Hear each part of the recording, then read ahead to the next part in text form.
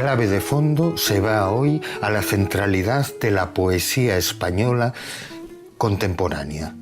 Luis Antonio de Villena, una de las figuras más importantes del movimiento novísimo, resume de una manera eficaz qué es escribir poesía.